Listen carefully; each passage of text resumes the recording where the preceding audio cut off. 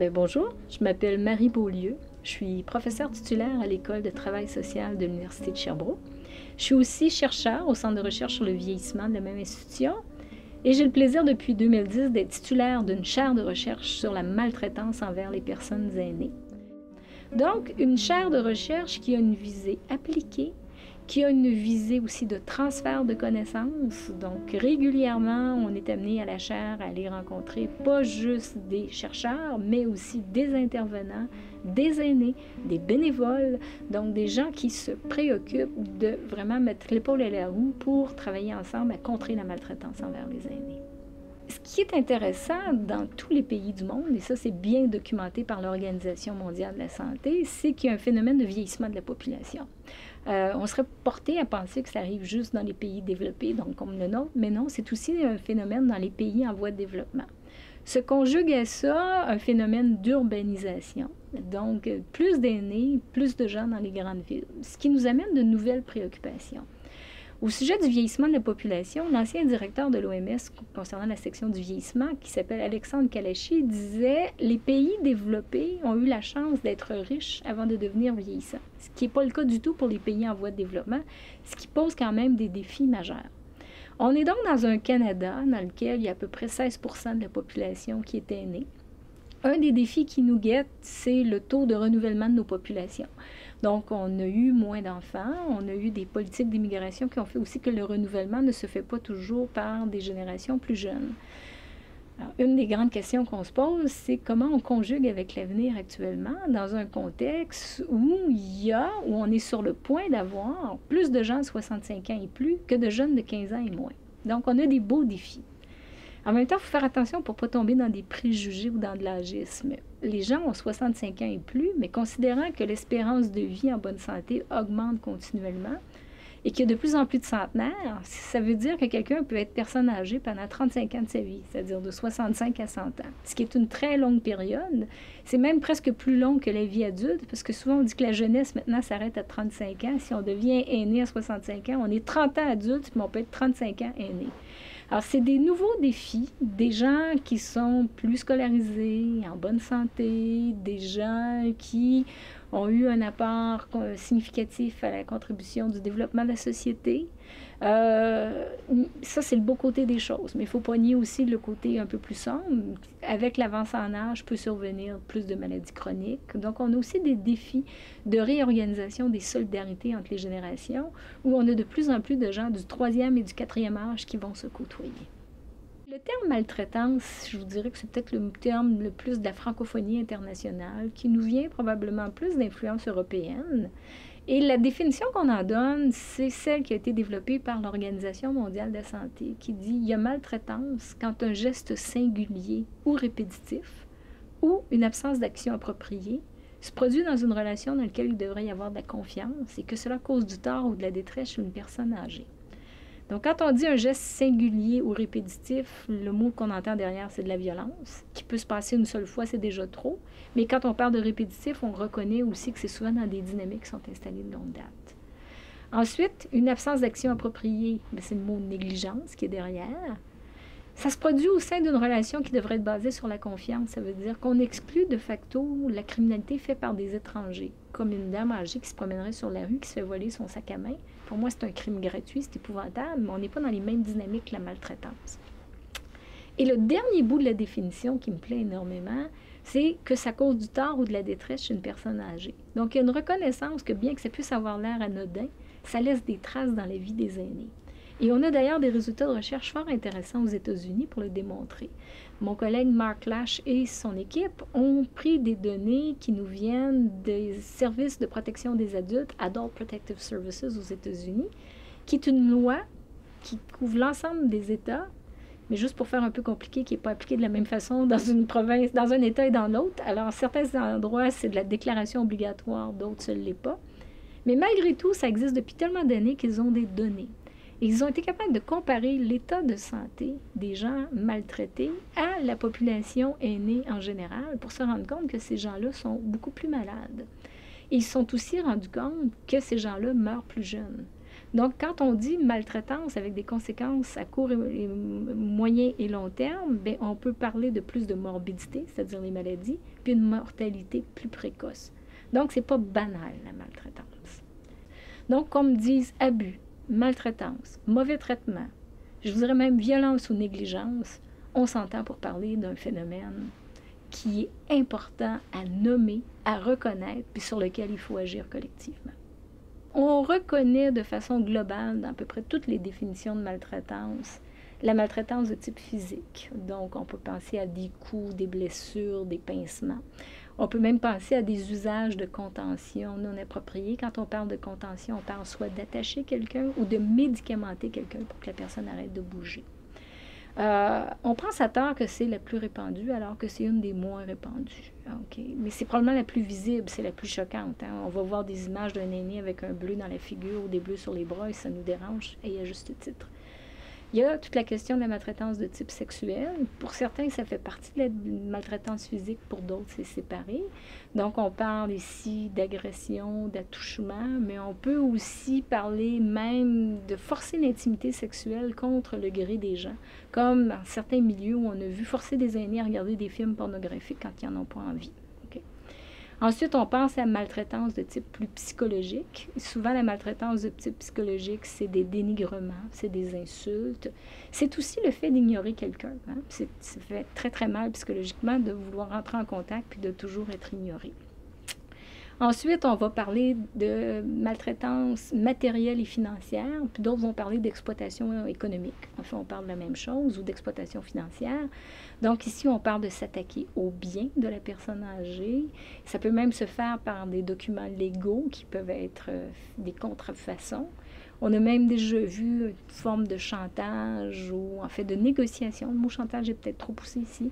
De dire papa, maman, donne-moi ta maison tout de suite, on va aller notarier ça. Puis en contrepartie, je m'engage à te garder pour toujours à domicile. Puis oups, une fois que tout est réglé, on s'organise pour faire quitter la personne âgée. Donc ça, c'est de l'exploitation financière. On parle de négligence. Quand on parle de négligence, on va parler de besoins clairement identifiés pour lesquels une personne est responsable de porter assistance et que cette personne-là fait défaut de porter assistance. Et au Québec, dans le plan d'action gouvernemental, on a rajouté une dimension qui n'était pas là dans la définition de l'Organisation mondiale de la santé, qui est celle de la violation des droits. Ce qui est intéressant de se rendre compte, c'est que les aînés ont des droits. Ils n'ont pas toujours des droits spécifiques, mais ils ont très certainement autant de droits que les autres. Et juste de bien travailler dans un accompagnement du respect des droits et de valorisation de ces droits-là, c'est important. Et au plan de l'ONU, donc l'Organisation des Nations Unies, il y a tout un travail qui se fait déjà depuis plusieurs années pour faire reconnaître des droits spécifiques aux aînés. Mais on n'est pas encore rendu là. Alors, quand je pense, moi, la lutte contre la maltraitance envers les aînés, je le pense même à 3 niveaux. Alors, la prévention, la détection et après ça, le suivi de situation. Et pour moi, la prévention, c'est au départ une sensibilisation du grand public. Donc, on parle de plus en plus de la maltraitance envers les aînés. C'est moins un sujet tabou que ça ne l'était. Ensuite de ça, une sensibilisation, mais je dirais même une formation plus accrue de futurs professionnels, donc, comme on dit, formés sur les bancs d'école. Je suis bien placée, j'enseigne dans une université. Je peux vous assurer que les futurs travailleurs sociaux qui ont le cours obligatoire qui s'appelle Travail social gérontologique entendent parler de la lutte contre la maltraitance dans mon cours. C'est important que dès le départ, ils sachent que ça existe. Et je dirais que pour un certain nombre de plus jeunes, puis même pour des plus vieux, c'est souvent un effet de surprise de dire « Ah oui, il y en a de la maltraitance envers les aînés. » C'est comme si on ne s'était pas imaginé de cette existence-là. Il y a toute l'importance de la formation continue aussi, d'être capable d'aller rejoindre des praticiens en exercice, d'être tenir au courant des différents développements, entre autres du développement de stratégies pour mieux reconnaître les situations de maltraitance puis mieux intervenir. Donc, pour moi, tout le volet prévention, c'est large. Ça peut être des campagnes de sensibilisation à la télé, des pièces de théâtre. On a vu des jeux de cartes avec lesquels, à l'endo, il y a des questions où les gens se sensibilisent à la maltraitance. J'ai moi-même développé un quiz factuel sur la maltraitance envers les aînés. Donc, moult stratégies, puis je ne vous dirais pas qu'il y en a une qui est meilleure que les autres. Chacune est vraiment très efficace. Pour former des bénévoles, ce qu'on appelle des sentinelles en lutte contre la maltraitance, en disant, regardez, telle question. Des fois, ça peut être juste une perspective pour se mettre en dialogue. Donc, je dis aux gens, vous vous mettez en dialogue et vous commencez à ce moment-là à faire de la détection. Et à partir du moment où on pense qu'il y a une situation, bien là, ça prend quelqu'un qui est plus habilité pour faire le suivi. Et je pense que ça nous amène à bien réfléchir aussi sur les rôles qu'on confie aux bénévoles, puis les rôles qu'on confie à d'autres intervenants. Tout ça dans un continuum de services dans lequel il y a de la place pour tout le monde. Donc, pour moi, le suivi de situation, c'est un travail interdisciplinaire et intersectoriel. Interdisciplinaire parce que c'est des gens formés dans différentes disciplines qui vont travailler ensemble. Intersectoriel, c'est qu'on ne peut pas penser qu'il y a un seul organisme qui est responsable de tout régler la situation. Santé, services sociaux, des organismes communautaires, la police, des centres d'aide aux victimes, et j'en passe. La Commission des droits de la personne et de la jeunesse, des organismes de défense de droits. Donc, tout le monde a sa place et on doit travailler de plus en plus de façon concertée. Je pense que c'est le mot d'ordre de s'assurer que chacun des organismes partage une vision, qu'ils sont capables d'être assez en collaboration pour pas que la personne âgée, et souvent même le soutien qu'on offre à la personne qui la maltraite, donc pour pas que ces gens-là pensent qu'ils sont tiraillés d'un endroit à l'autre avec des consignes qui sont contradictoires. Ou, pis encore, pour pas qu'à un moment donné, on se fie que l'autre est en train de faire quelque chose, donc on fait rien, sauf que si l'autre ne fait rien non plus, finalement, on a des gens qui sont oubliés dans le système. Donc ça, je vous dirais, c'est notre gros défi actuellement, puis on va le rencontrer encore pendant plusieurs années. Parce que je pense qu'en prévention, on s'en vient pas mal bon, il ne faut jamais lâcher. En repérage, on est de meilleur en meilleur, même s'il y en a qui préfèrent pas trop voir les situations parce qu'ils pensent qu'à partir de là, ça va être bien compliqué. Mais toute l'organisation de nos suivis, savoir bien intervenir, c'est des défis majeurs. Pour moi, la place des aînés dans la lutte contre la maltraitance, elle est fondamentale. Fondamentale, pourquoi? Parce que si on ne travaille pas avec les aînés et les associations d'aînés qui les représentent, on risque juste de développer une posture d'expert, hein? La posture de celui qui sait à distance. Donc, moi, j'ai toujours valorisé le travail de recherche-action et le travail très près des milieux de pratique. En particulier, on sait que plusieurs organismes ont des bénévoles qui sont souvent des aînés eux-mêmes qui vont s'investir dans la lutte contre la maltraitance. Et là, on voit, je vous dirais, peut-être une nouvelle configuration du bénévolat. Il y aurait le bénévolat qui existe depuis moult années, qui est un engagement social, qu'on a souvent appelé un peu le don de soi. Hein? Donc, toute cette question de dire que je donne à ma communauté, je donne aux gens, je donne à mes semblables, et j'y vais parce que je me sens capable d'accompagner. Il y a un nouveau bénévolat qui est en train de s'installer depuis un certain temps, qui est celui qui consiste à un peu faire profiter à autrui de son expertise professionnelle. Alors, je vois des associations, entre autres au Québec, qui vont chercher des bénévoles qui sont soit d'anciens policiers, des notaires retraités, d'anciens intervenants psychosociaux, qui sont plus à même d'accompagner, mais de façon différente, sous la base de leur expertise qu'ils ont développée avec les années. Être un bénévole, pour moi, dans la lutte contre la maltraitance, c'est toute une responsabilité, parce que souvent, c'est d'aller animer des activités de sensibilisation. Mais on sait que quand on fait une activité de sensibilisation comme une pièce de théâtre ou une causerie, on le fait en termes de prévention, mais à peu près systématiquement, à la fin de chacune des activités, il y a quelqu'un qui va venir nous voir pour nous dire qu'il vit. Fait qu'on vient de faire aussi de la détection. Donc, le rôle du bénévole, c'est d'être capable de recevoir ça, d'entendre, d'accompagner dans un certain nombre de démarches, mais aussi d'être bien accompagné dans son organisme pour pouvoir aussi référer vers des organismes officiels. Parce qu'on ne veut pas que le bénévole sente qu'il a la responsabilité du travailleur social, par exemple, ou la responsabilité du policier. Ce n'est pas son rôle, c'est un bénévole. En même temps, la force du bénévole, c'est souvent la proximité. Hein? C'est un aîné qui parle à un autre aîné dans un caractère qui est plus informel, un contexte en fait qui est plus informel. Et ça peut être une merveilleuse beauté quand les gens réussissent à créer ce lien de confiance-là, tout en restant toujours très clair vis-à-vis de la personne qui est maltraitée, en disant, pour votre bien, avec votre permission, je vais devoir en parler à d'autres. On va peut-être aussi devoir mettre d'autres services en place. Mais le bénévole peut faire un Moses de bon bout de chemin. Quand les bénévoles sont disponibles pour accompagner un aîné pour aller, par exemple, faire un acte juridique, pour aller témoigner à la cour, il y en a peu d'aînés qui vont témoigner à la cour, mais il y en a de plus en plus. Quand on peut accompagner un aîné, par exemple, qui veut contester un bail frauduleux dans certaines résidences pour personnes âgées, donc aller à la régie du logement, ça, c'est des rôles merveilleux pour le bénévole parce qu'il y a une proximité dans le déplacement, il y a aussi une proximité dans l'attente, parce que malheureusement, souvent on attend dans ces services-là, donc il y a une discussion qui se fait, il y a un lien qui se crée. Et ça, c'est précieux. Quel genre d'outils les bénévoles ont-ils besoin, mis à part définir ce qu'est la maltraitance, de donner un certain nombre d'éléments sur des indices possibles de maltraitance? Et juste ça, c'est un défi, parce que des indices d'exploitation financière, c'est tout à fait différent d'une maltraitance psychologique et c'est tout à fait différent d'une maltraitance physique.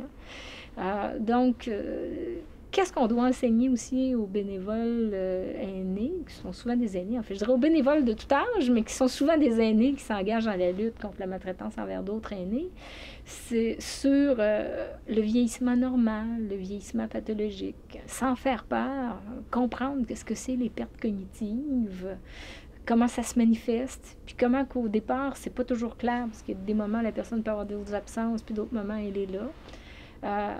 Comment ne pas tomber aussi dans l'agisme pour ne pas voir d'emblée tous les aînés comme étant vulnérables? La grande question qu'on nous pose souvent, c'est « Marie, peux-tu me parler des pratiques canadiennes? » Je dis toujours « Oui, je peux vous parler des pratiques canadiennes, mais je vais être aussi obligée de vous parler de 13 juridictions différentes, 10 provinces, 3 territoires. » Donc, il y a des grandes responsabilités qui sont au niveau fédéral. Et là-dessus, ce qu'on a vu comme initiative, entre autres, c'est des initiatives de prévention. Donc, il y a eu des messages publicitaires, entre autres à la télé, où on voyait des gens qui écartaient des stores horizontaux puis qui regardaient des situations de maltraitance. Donc, un message global qui est passé sur l'ensemble du pays. On a vu aussi, toujours dans le champ des compétences du fédéral, des modifications au Code criminel canadien. Donc, ces dernières années, la ministre responsable des aînés a beaucoup travaillé sur ce dossier-là, donc qui est Mme Wong pour la scène canadienne. Un resserrement, entre autres, au Code criminel qui dit aux juges que quand une personne âgée est maltraitée, il peut en tenir compte dans le prononcé de la sentence. Donc, ce que les gens ont appelé évaluer la vulnérabilité de la victime, et ça devient une circonstance aggravante qui peut amener à une sentence plus prononcée. Donc ça, on est vraiment au plan pan-canadien. Évidemment, l'application du Code criminel qui se fait partout de la même façon aussi. Donc, les services ne sont pas organisés de la même façon d'une province à l'autre. Ce ne sont pas toutes les provinces qui se sont donné un plan d'action gouvernemental pour contrer la maltraitance envers les aînés. C'est pas toutes les provinces non plus qui ont le même genre de directive. Et c'est là qu'il faut le reprendre, donc, juridiction par juridiction pour analyser ce qui a été fait. Et souvent, ce qui ressort, qui peut être commun à plusieurs provinces, c'est entre autres des lignes d'écoute. Ça, il y a beaucoup de provinces qui ont des lignes d'écoute. Que ce soit des lignes d'écoute aînées dans lesquelles les gens sont habilités à faire de l'écoute maltraitance, ou carrément, comme on a au Québec, la ligne aide-abus aînés qui, elle, offre une écoute professionnelle de 8 heures le matin à 8 heures le soir, 365 jours par année.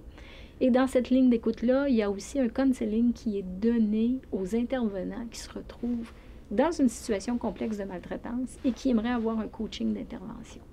Donc ça, c'est dans des choses transversales. Je disais en début d'entrevue, ça fait 25 ans que je travaille sur le sujet. Je regarde le chemin qu'on a parcouru en 25 ans, puis je trouve ça extraordinaire.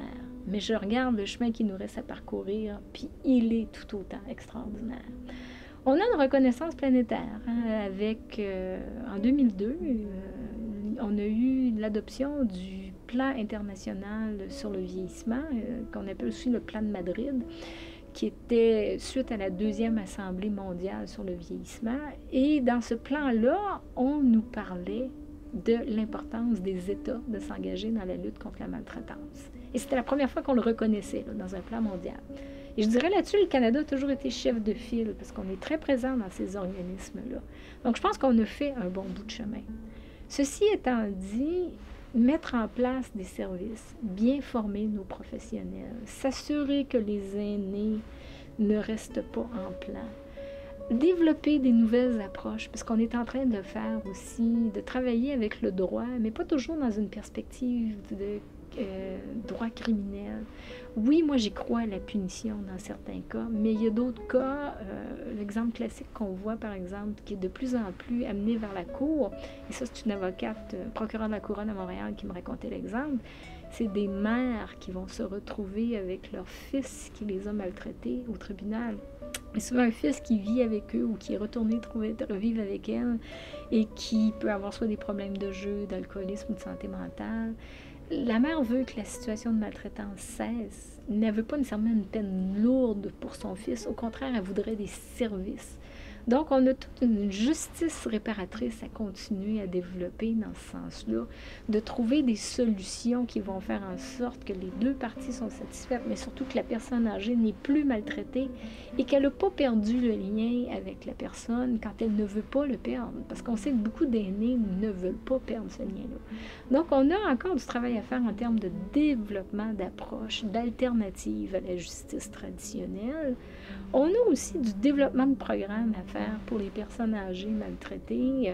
Je pense qu'on serait rendu au plan de la recherche à savoir un peu mieux qu'est-ce qui fonctionne pas et pourquoi. Ça n'a pas encore été assez documenté. Il reste encore le volet du soutien aux personnes âgées maltraitantes pour les faire ressortir de ce comportement maltraitant. Et je vous avouerai que c'est beaucoup plus facile quand c'est une maltraitance qui découle d'une mauvaise connaissance que quand c'est une maltraitance de quelqu'un qui est mal intentionné et que là, sur lequel il faut travailler. Donc, des défis, on n'en manque pas.